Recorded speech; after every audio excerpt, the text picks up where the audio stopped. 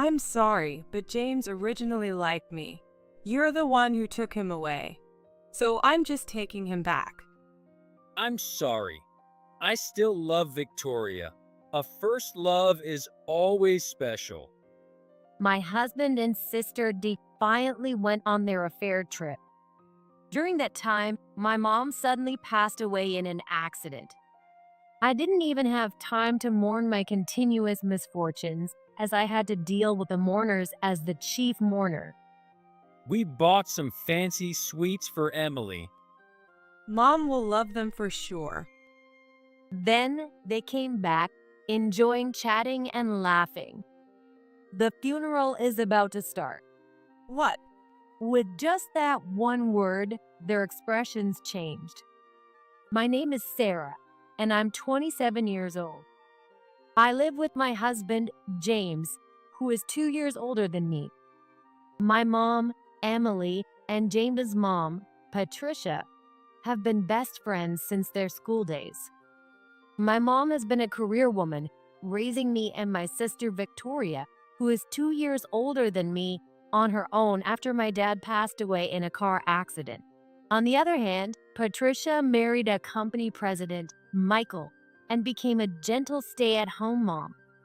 It's commonly said that women's friendships tend to fade due to changes in life stages.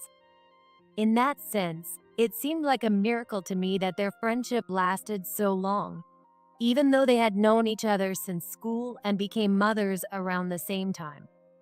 How wonderful it would be if our kids got married someday. Those two often talked about that ever since we were kids. They often had me, Victoria, and James play together when we were kids.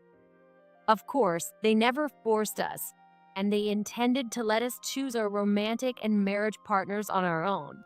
Still, kids can be very sensitive to their parents' hopes that things might turn out that way. Victoria and James were classmates, going through elementary, middle, and high school together, which made it even more apparent. Moreover, Victoria was beautiful, had a great figure, and was an excellent student, admired by all boys. James also had feelings for Victoria. I hope James's love will come true. Patricia also supported the two of them. On the other hand, Victoria completely rebelled against their parents' expectations. Besides, James, who wasn't very attractive, wasn't on her radar, and she treated him coldly. Furthermore, Victoria had someone else she liked. Victoria's feelings for that boy eventually bore fruit, while James was rejected and heartbroken. I was the one who comforted James during his slump. The truth is, I had always liked James, who had looked after me since we were little, and I was envious of Victoria. So, to say I didn't feel like I was getting a chance at that moment would be a lie. However, I genuinely wanted to cheer up my childhood friend. Anyway, that incident brought James and me closer together, and eventually, we fell in love and got married. My mom and Patricia cried tears of joy, blessing our marriage. Victoria also genuinely celebrated for us. At least at that time, it seemed that way. For several years after getting married, our married life was very happy. Marrying James, the son of a president and a strong candidate for the next president, made all my friends envy me. Since I had known Patricia since my childhood, there was no trouble with my mother-in-law. Having a cute wife like you, Sarah, makes me want to work harder. James also started working harder and got promoted. I worked in the same company, in a different department, and my abilities were highly appreciated. On the other hand, Victoria didn't seem very happy. She had several boyfriends since then, but none of the relationships worked out, and her last boyfriend broke up with her harshly. Victoria must have been envious of my happiness, especially seeing me with James, who had once admired her. Sarah, you're so lucky. It's unfair that you're the only one who ended up happy. I was such a fool back then, even though I was a high school student. I didn't understand how important family background was at that time. If I could go back, I wouldn't have turned down James, the president's son. What a waste. Victoria often complained to me. Sarah, you must have known everything. You knew that catching James would secure your future. You're really something, aren't you? Whenever Victoria said that, I would reply, "That's not true. Back then, I genuinely liked James. Even so, I thought we were close sisters. But at some point, James started acting noticeably strange. His suspicious behavior made me suspect he was cheating, which made me feel disgusted with myself. I confided in Victoria about James's suspected infidelity. You're just imagining things. James isn't like that. As his childhood friend and classmate, I know him well. Sarah, you should know too. James loves only you. You have nothing to worry about. You need to trust him." Thank you, Victoria. I felt genuinely grateful for Victoria's strong encouragement, but now I feel bitter thinking about it. However, my doubts didn't go away, so I eventually hired a detective to investigate James's infidelity. The results were damning. Moreover, the affair was with an unexpected person. The person was my sister, Victoria. Finding out that I had been betrayed by both of them nearly made me collapse in shock. I immediately confronted them. At first, they pretended to be innocent, but when I presented the evidence, they quickly admitted to their affair. To make matters worse, James had promised to divorce me and marry Victoria. Victoria, why? You blessed our marriage. How could you do something like this? Taking your sister's husband? Why would you do this? I protested tearfully to her, and instead of looking apologetic, she sniffed. "I'm sorry, but James originally liked me. You're the one who took him away. So I'm just taking him back. He was mine to begin with. Actually, it was thanks to me that you were able to be with James and be happy. You should be grateful, not resentful. It's time for you to return that happiness to me." No way, this can't be happening. You were the one who rejected James in the first place. And now you're doing this. James, how could you go after my sister Victoria? What were you thinking? I'm sorry, Sarah. I still love Victoria. It's true that I loved you too, but when Victoria approached me, I couldn't resist. I thought my long-held love was coming true. For a man, a first love is special. Women might not understand that since it's said they overwrite their feelings. I don't get it. I could never understand that. See? In the end, James has always loved me. You were just a second choice because you're my sister. You misunderstood, thinking you won his heart after he was heartbroken. I couldn't understand why. As the one betrayed by both James and Victoria, I had to hear such things. With great effort, I managed to say, "What do you think our mom and James's parents would say if they heard this?" Then they started laughing. It'll be fine. Our moms always wanted their kids to marry each other. So whether it's you or me marrying James, it doesn't matter. Our mom supported me and James from the start. Yeah, plus Victoria is prettier and smarter, making her more suitable as the president's wife. Our moms will be thrilled. What are you talking about? There was no way our moms would be happy about Victoria and James getting together now. But these two were too caught up in their own excitement to hear anything I said. Victoria was always smart and did well in school. Can having an affair really lower people's common sense? I thought it was pointless to say anything more.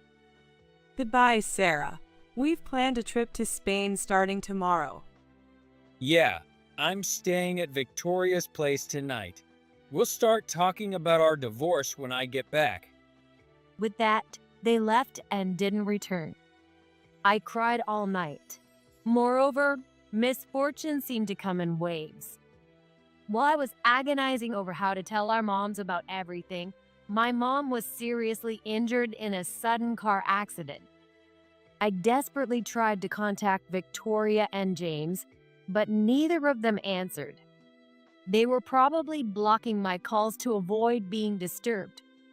You don't need to call those two. Patricia, who knew everything, tearfully stopped me, and I could only pray that my mom would recover. But my prayers went unanswered, and my mom passed away, joining my dad with me by her side. She was gone. I was more in shock than sadness, just completely numb. But there was no time to wallow in grief. With Victoria absent, I had to handle her funeral as the chief mourner. Perhaps it was for the best that Victoria wasn't there. I wouldn't let Victoria, of all people, be the one to see my mom off. I still tried to contact Victoria and James, but there was no response from them. I gave up trying to reach them and prioritized dealing with the funeral home and the attendees of the funeral. Naturally, Victoria and James were not present at the wake. Instead, James's parents, Michael and Patricia, were there, and Patricia cried the entire time. She kept apologizing to my mom and me through her tears. I'm so sorry. I'm so sorry, making you go through such double hardship, Sarah. I could only shake my head, holding back my tears. Many of my mom's colleagues from her company also came to the wake. As a career woman, my mom was well liked and respected by many people at her company. Everyone was deeply saddened by her death. Just before the funeral, while I was dealing with the mourners as the chief mourner, Victoria and James finally returned and showed up at my parents' house. Oh, Sarah, you're back at home too. We're back. Spain was amazing. We bought some fancy sweets for Emily. Mom will love them for sure. We need her and my parents to happily accept our remarriage. Their flashy clothes and carefree smiles, clearly showing they had just returned from a trip, irritated me deeply. What's wrong? You look really pale, Sarah. Well, I guess that's understandable. We brought you a souvenir, so cheer up. I'll treat you to coffee at the cafe near the station. Let's go now, okay? I answered Victoria's carefree tone with a low voice, feeling deeply irritated. I can't. The funeral is about to start. What? Funeral? Victoria and James still didn't seem to understand, looking puzzled. By the way, you're wearing mourning clothes. Did someone die? Could it be someone we know? It's Mom. What? The person who died is our mom. At those words, Victoria and James turned pale and dropped their souvenirs. No way, you're kidding, right? Mom was so healthy just the other day. Yeah, how could she be dead? It was a sudden car accident. I was with her at the end. The wake is already over. So many people came to cry for her. Is this real? Why didn't you tell me? Even if I took James from you, it's terrible not to inform me about Mom's death. Victoria's words made me snap. I tried to tell you.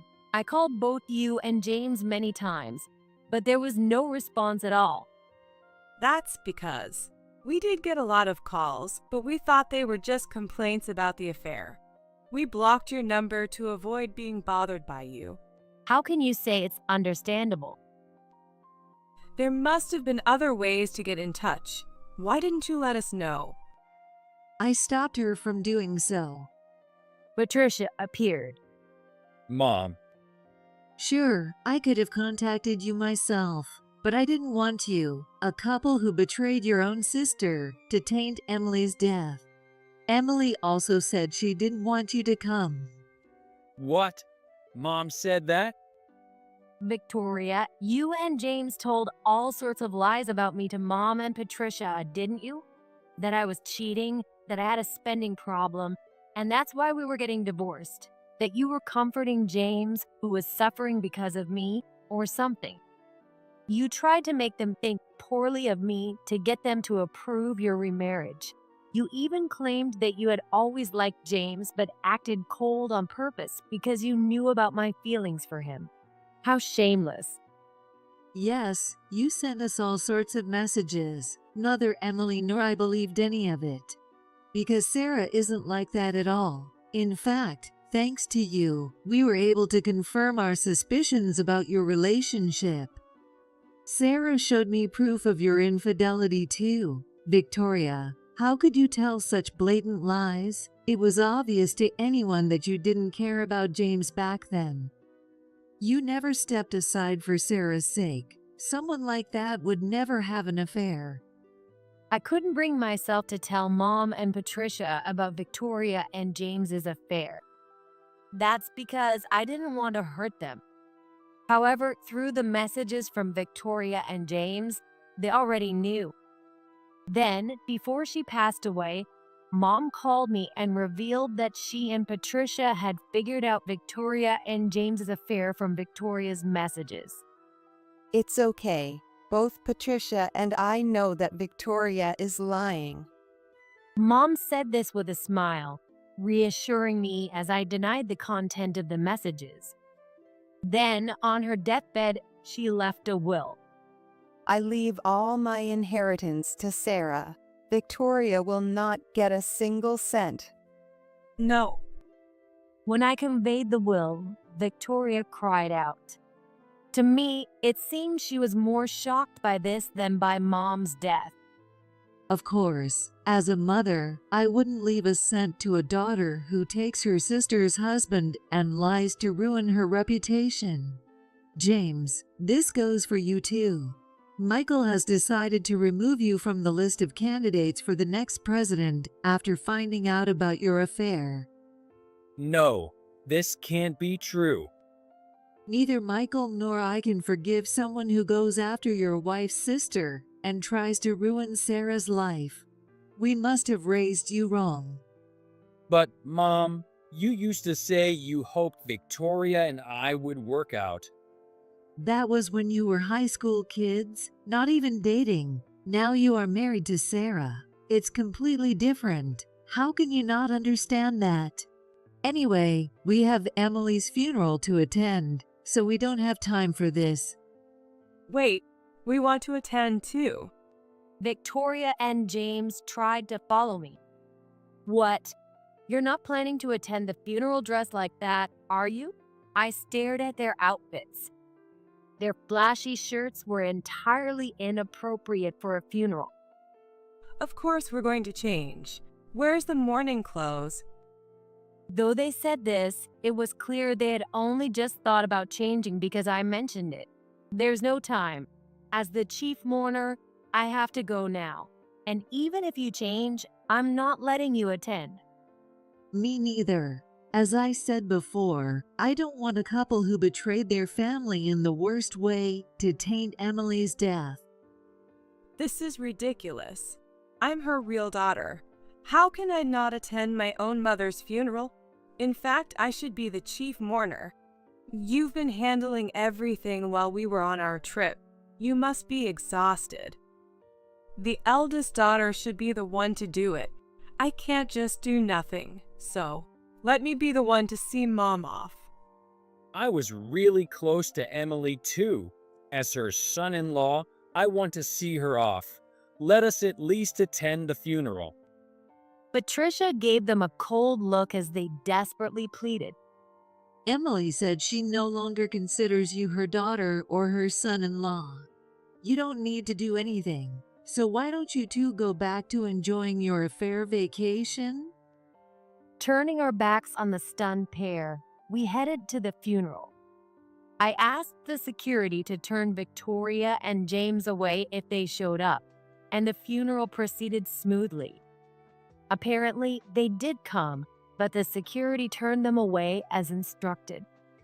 After that, James was not only removed from the list of candidates for the next president, but he was also fired.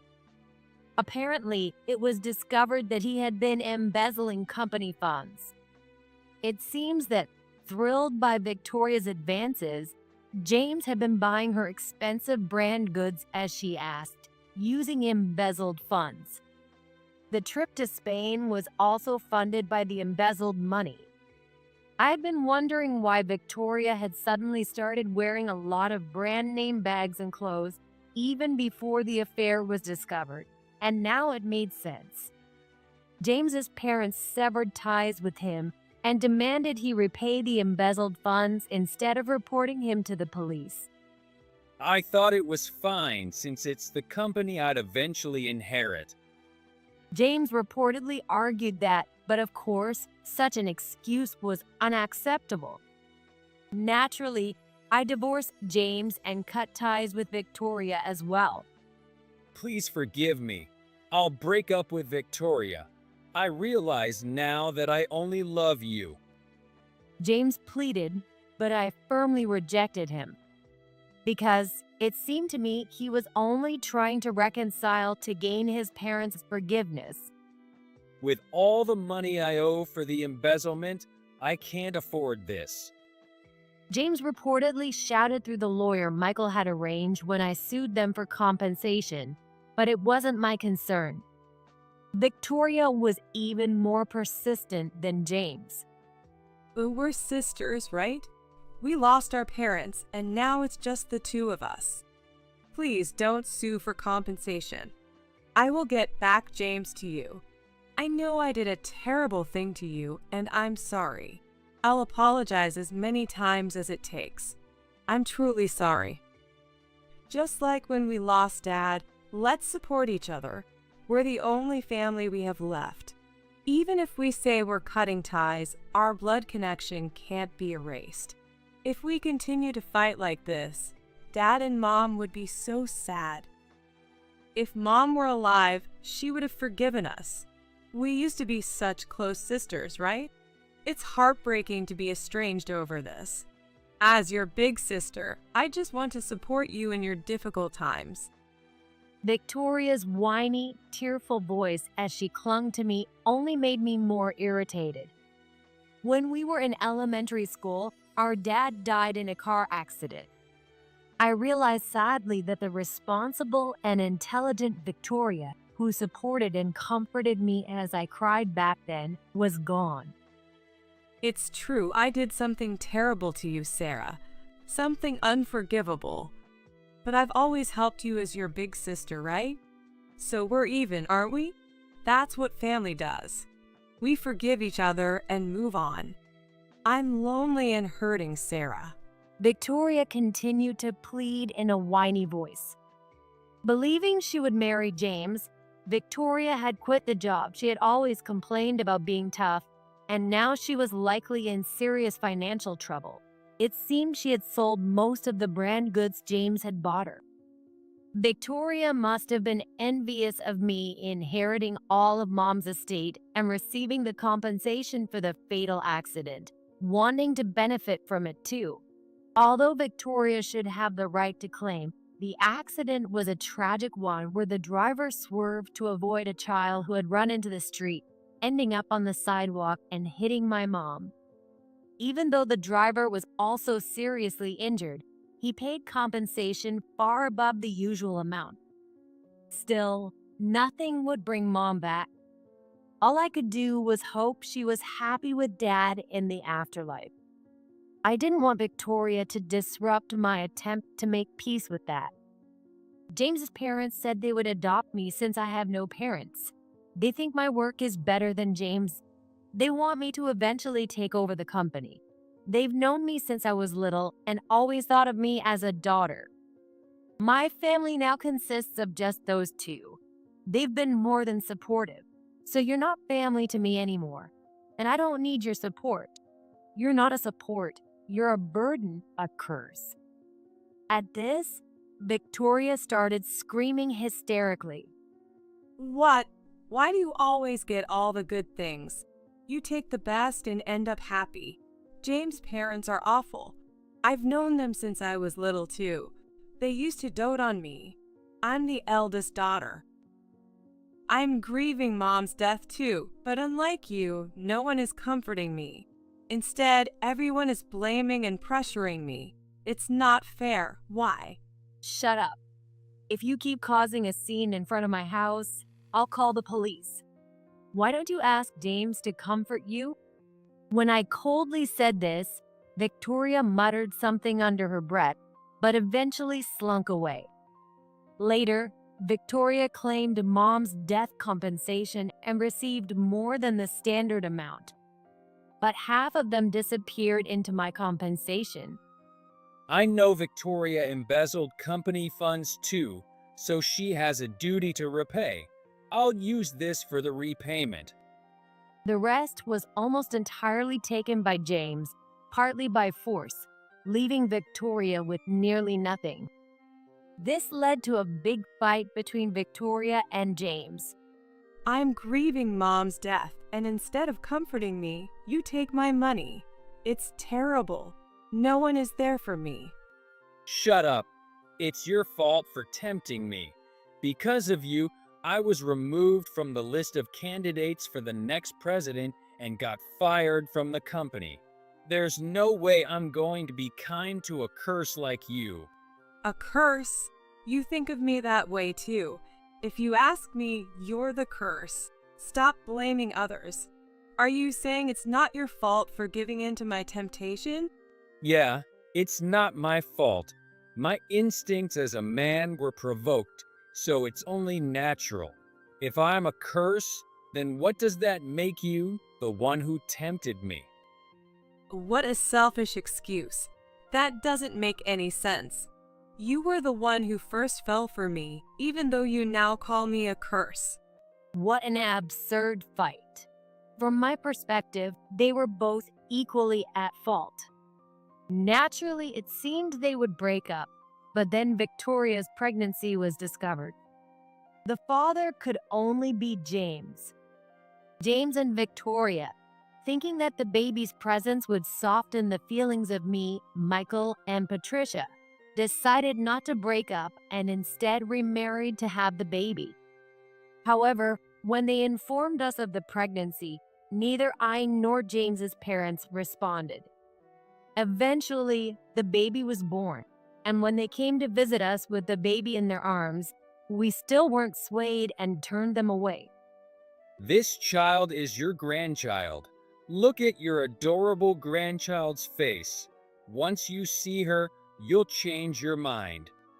I told you that you're no longer our son. Therefore, that child is not our grandchild or anything else. Michael and Patricia said this as they turned them away. This child is your blood-related, adorable niece. Just look at her. Let's make up. Victoria pleaded, but I ignored her. This child is a girl, and she might be Mom's reincarnation. We could name her Emily after Mom. The moment Victoria tearfully said this, I saw red. Don't be ridiculous. I will never allow that. Mom would never come back to you too. I yelled, driving Victoria and James away. In the end, they gave up on reconciling with us and are raising the baby on their own. The child is innocent, so I hope she finds happiness somewhere far away. And I hope they work hard for her sake, to repay the kindness of Michael and Patricia, and to forget my sorrow. I threw myself even more into my work. As a result, my performance improved significantly, and I was promoted. It seems I inherited the blood of my career woman mom. Eventually, when Michael stepped down as the president, I became the female president. As the president, I improved the company's performance and expanded our business significantly. My management skills became a topic of discussion, and I was interviewed by a magazine which published the story. In the interview, I talked about how my ex-husband was once taken by my sister. Many people sent messages of support for my success as president despite that adversity. Later, I remarried the young president of a client company. He had pursued me enthusiastically. Because of the trauma from James and Victoria's betrayal, it took me a long time to remarry, but he accepted all of my past traumas and waited for me to make up my mind. Michael and Patricia were genuinely happy about my remarriage. I'm sure my mom is also happy in heaven with my dad. My current husband is incomparable to James, being far more sincere and devoted. Soon, my company and my husband's company will merge, and we plan to manage it together as a couple. I hope my parents will continue to watch over us from heaven